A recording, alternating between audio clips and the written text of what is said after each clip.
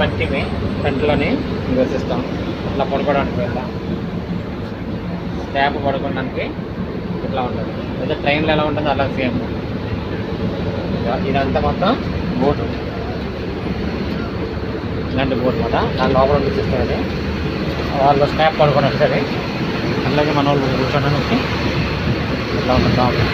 బయట అంతా ఇట్లా ఈ బళ్ళు వెళ్తుంటే పంటి పట్టది. దీని ద్వారానే, ఈ పంటి ద్వారానే అవతలకి వెళ్ళడం అవుతుంది కదా బరాటం. ఈ బరాటం దగ్గర నుంచి పోర్ట్ బ్లేర్ వెళ్ళడానికి ఇందాక చూపించింది అదే. ఓకే,